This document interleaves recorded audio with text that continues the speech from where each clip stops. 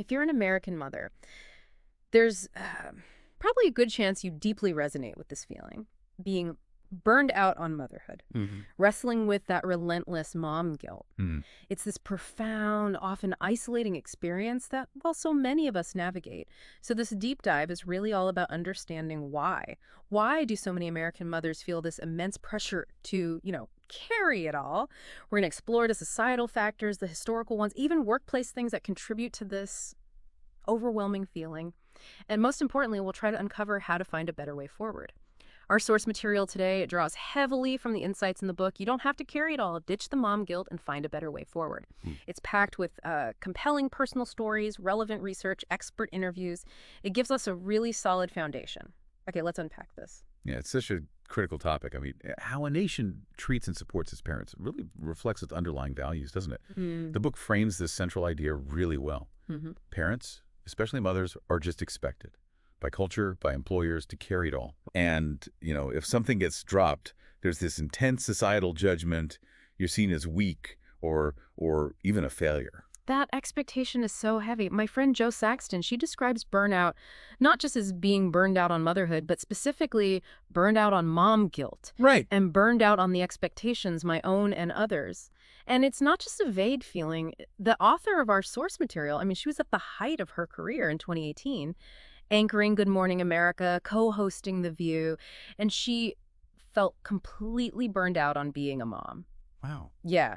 She described feeling like she was never nailing it, always thinking she should have been momming when I was working and working when I was momming. That constant mental juggle. Exactly, that intense strain, that mental gymnastics. It eventually led her to demote herself to a much less prestigious position at ABC. That's a huge decision, just born out of this pressure. And what's fascinating here is, how quickly this carry-all pressure gets compounded by the digital comparison trap. Oh, absolutely. The source highlights how today's all digital, all the time posture has sadly normalized comparison. Science actually shows that women are much more likely than men to fall into this trap. Fantasizing about their lives, mirroring the images they see online. Trying to figure out how everyone else does it. Right. They're desperately trying to figure out how everyone else is doing it while feeling like their own lives are just, a dumpster fire, as the book puts it. It's this vicious cycle that immediately impacts self-image. You see it playing out everywhere. The book shares this brilliant, almost painfully relatable example. A new mom posting a #KeepingItReal photo, post-baby, proudly declaring she only got 8 more pounds to go.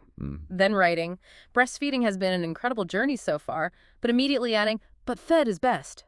Just to remain inclusive. Throw in all the bases. It's this constant, exhausting pressure to be simultaneously perfect and perfectly relatable. And this leads us to a truly stark statistic. It really underscores the scale of the problem here.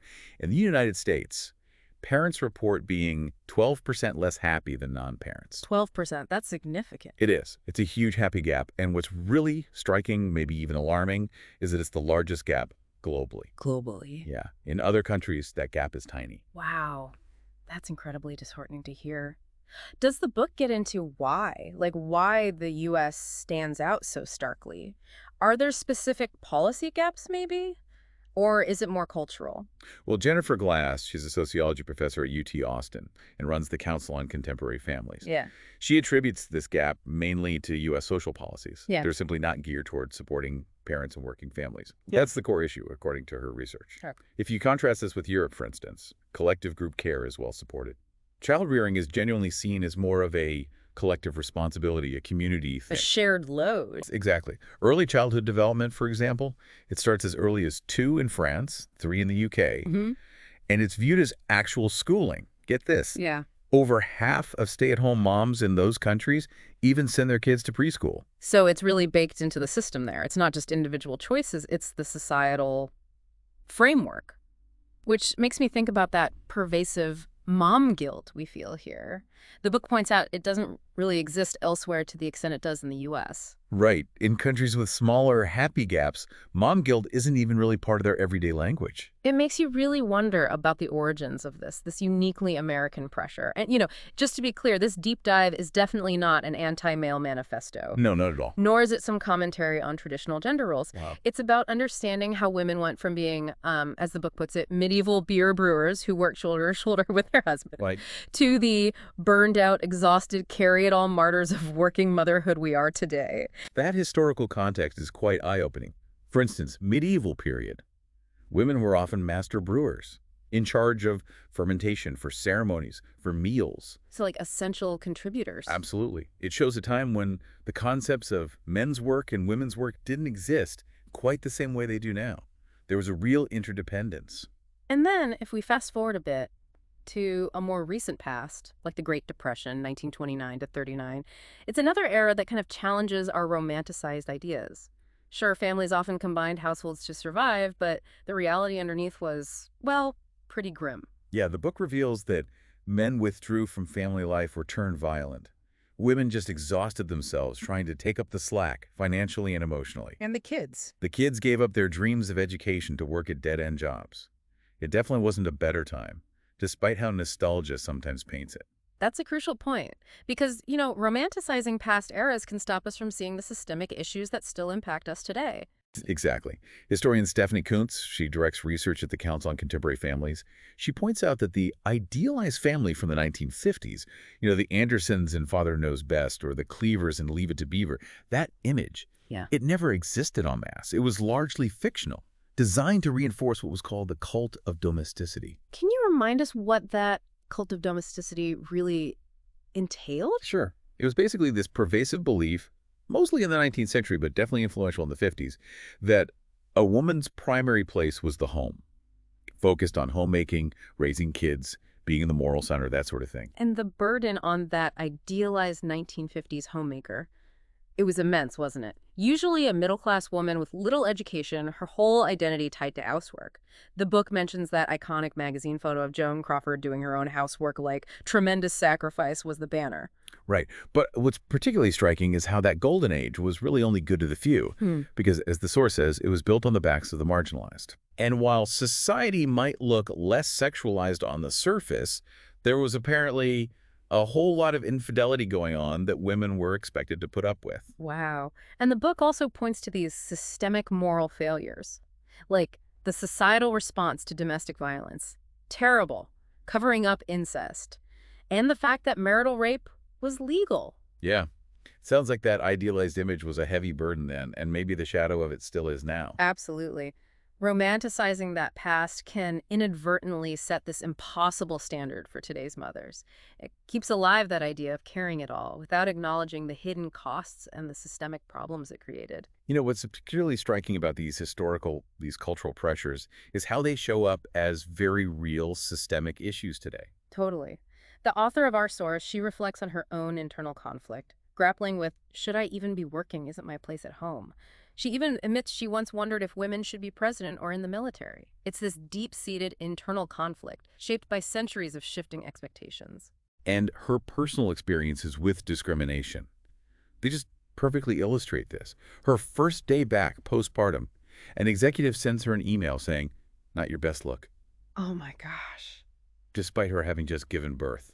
It's a chilling example of that expectation for women to just bounce back instantly to the exact same size, and the intense scrutiny they face, not just performance, but appearance. It's infuriating. And that scrutiny, it extends straight to the pay gap. The author discovered her male replacement paid almost double her salary for the same role, despite her significant investment in it. Unbelievable. And the gender pay gap overall, it's still hovering around, a 16% differential? Women earning 84% of what men earned in the year 2020. But for mothers, it's even worse, 71 cents on the dollar compared to fathers. It's basically a motherhood penalty. Can you define that for us? Yeah, the motherhood penalty, or sometimes called the mommy gap, it refers to these documented disadvantages mothers face in pay, in perceived competence, in career advancement, compared to both non-mothers and fathers.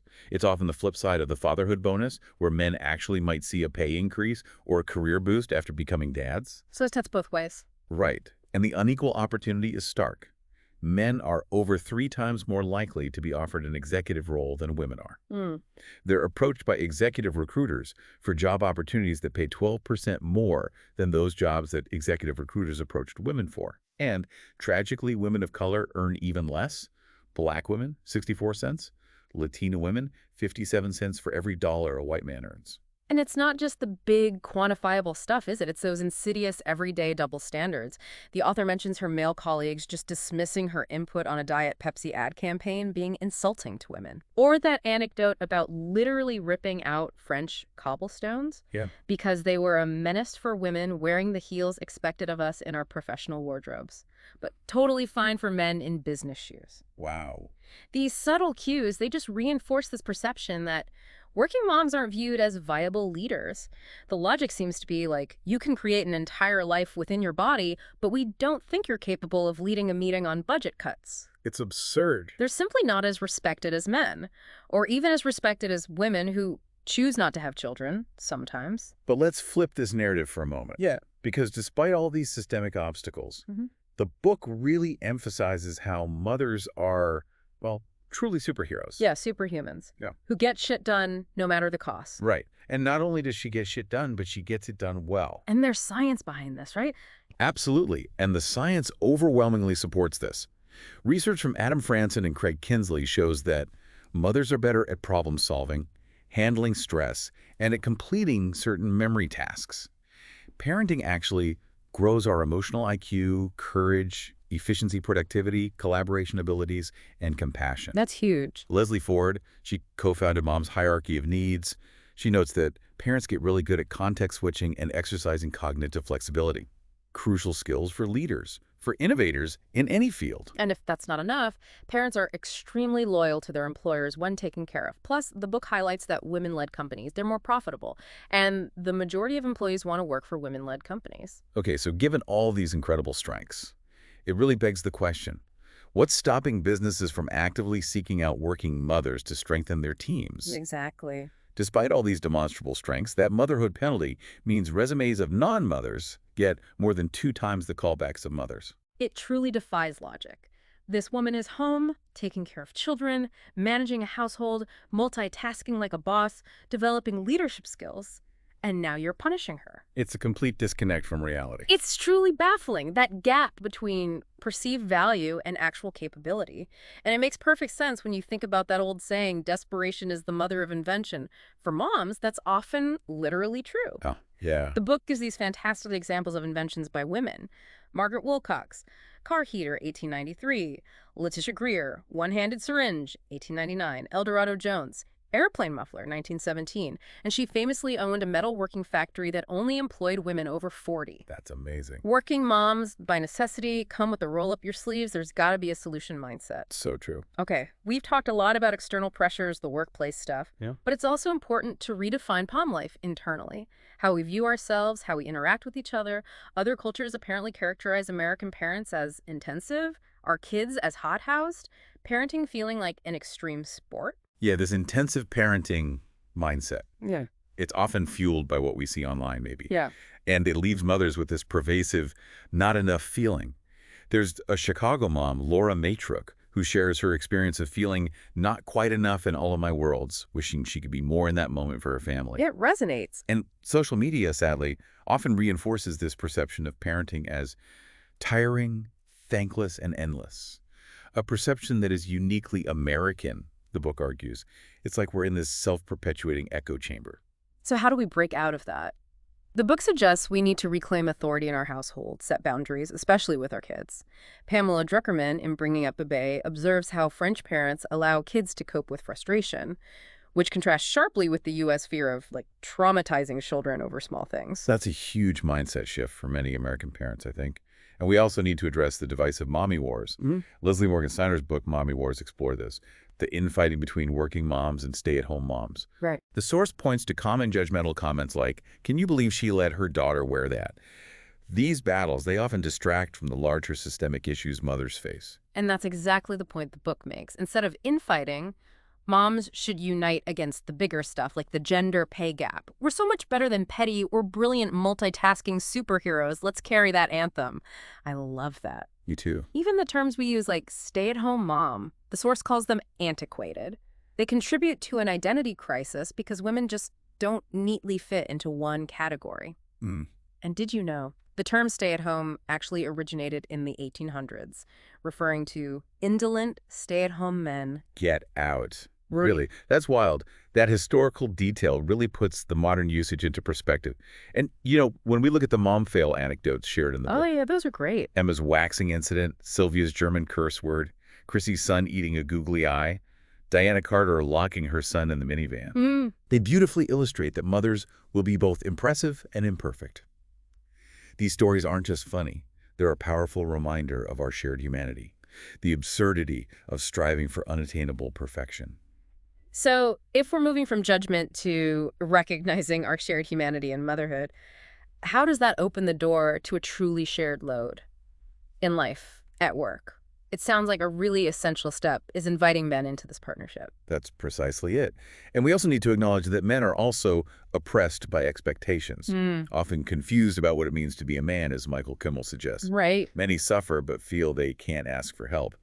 Actor Justin Baldoni makes this point powerfully in his TED Talk, Why I'm Done Trying to Be Man Enough. This isn't just a women's issue. That's such a crucial perspective. Joanne Littman, in her book, That's What She Said, highlights that men aren't the enemy. She explains that men often enter the conversation on gender equality already feeling inadequate. So the call to action here is that we need to carry our invitation to engage.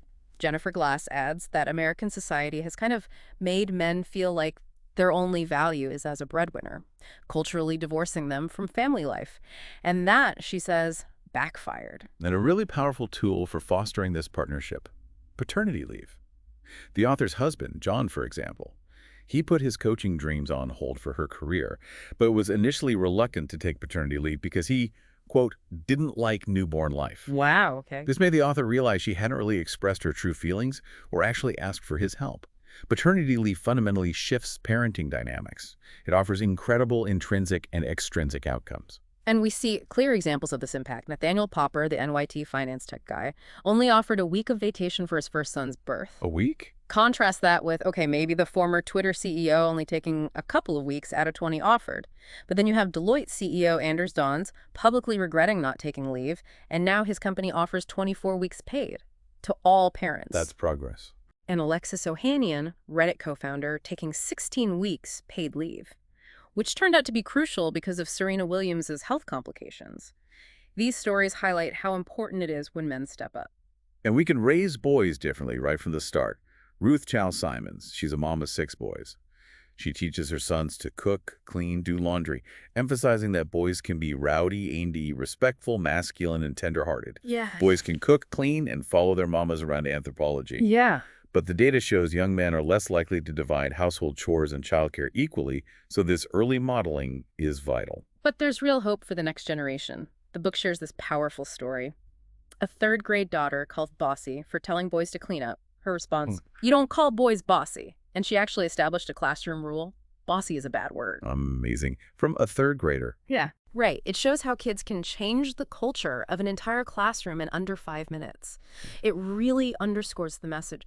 We can't push men out of parenting, push men out of housework, push men out of this conversation, and expect our outcomes to improve. We truly need to carry an invitation for them to partner with us. This really prompts us to consider, okay, if we truly want to close these gaps, achieve a more equitable balance, how do we foster this essential partnership beyond just individual households? Where does corporate responsibility fit in? Yes. That's where corporate responsibility and collective action become absolutely non-negotiable. Rocky Howard, Chief People and Equity Officer at the Mom Project, she states this so powerfully. I am hard-pressed to understand why we don't consider being a mother actual work. You say it louder. We are literally raising the next generation of human beings, of employees, of leaders. And the benefits for employers, they're abundantly clear.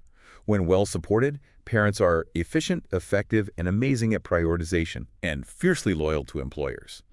There's an example of Michelle, whose boss allowed flexible work after her first child because she was their #1 employee. It's just smart business. Totally. Workplace flexibility is absolutely key.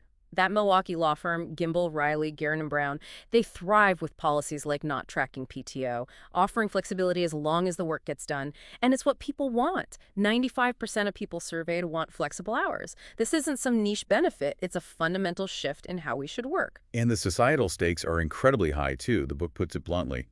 Poor childcare, low birth rates. Egoli SES is a labor shortage, economic doom. Oof. Yeah. It paints a clear picture that supporting families isn't just the right thing to do. It stands to benefit our entire society.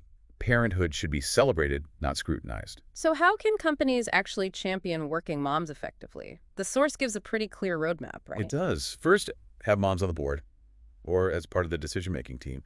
Jacqueline Kerr advocates for more female leaders. Makes sense. Second, offer work-from-home options or flexible schedules. Commit to measuring the measurables. Focus on output, not just butts in seats. Right. Third, provide childcare stipends or reimbursement support, citing examples like Cliff Bar, Aflac, Patagonia, even creative solutions like the African American Breastfeeding Network. And of course, eliminating pay gaps, that's critical. Companies should establish sponsorship programs too, for training and equipping mothers to lead, and create and enforce family-friendly policies where the leaders themselves walk the walk, take the leave, pick up their kids from school. Absolutely. And individually, employees can take steps too. Explore existing employee resource groups, or ERGs. Inquire about current family-friendly policies. Maybe champion a company-wide survey to capture employee voices. Proactively ask for raises. Women are less likely to ask, and ask for less when they do. Crucial point. Find women in leadership to sponsor and advocate for you. Plus, initiatives like the Carry Fund supporting mompreneurs are vital, especially since women typically get only, 2% of venture capital, and even less for moms. Wow, 2%. That's stark. It really is. And, this raises an important question. How can we make sure these changes aren't just for parents, but create a better, more flexible work environment that benefits everyone? The book points out that the kind of flexibility that helps a mother, it also creates a wonderful environment for a 25-year-old who wants to surf and have a dog. It's about building a better culture for all. That's such a good way to frame it. Ultimately, this all circles back to redefining our identity, doesn't it? Grounding it not in what you do, but who you are. The goal is releasing women from the pressure of thinking you have to do one thing for the rest of your life. The author's personal journey, losing herself at work and then at home, it highlights how elusive balance really is. Right. And there's profound freedom in asking for help, challenging that idea that it's some sign of failure and weakness. It's also about saying yes to joy sometimes. The book highlights how always saying no to things, even obligations, can sometimes take the joy out of your life and fuel burnout. Interesting point. Instead, it encourages saying yes to things that genuinely bring you joy, like the author trying trapeze yoga after losing her job. It's about reclaiming your sense of self, your delight. And finally, authenticity and vulnerability seem key.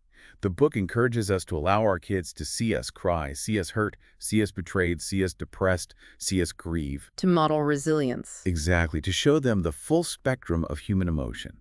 And it offers this powerful reassurance. Having a career doesn't marginalize our influence in our kids' lives. In fact, it does the opposite. So what does this all mean for you listening right now in your journey? We've taken a really deep dive into the profound pressures American mothers face. We've explored the history that shaped these expectations and uncovered some powerful solutions, both individual and collective. Yeah, this isn't just about understanding the problem. It's really about providing concrete insights, maybe some actions, for finding a better way forward. So, considering everything we've unpacked today, societal expectations, historical shifts, workplace realities, what single step, maybe big, maybe small, will you take this week to challenge one of these carry-all expectations? Either for yourself or maybe to support another parent. Just remember, you don't have to carry it all.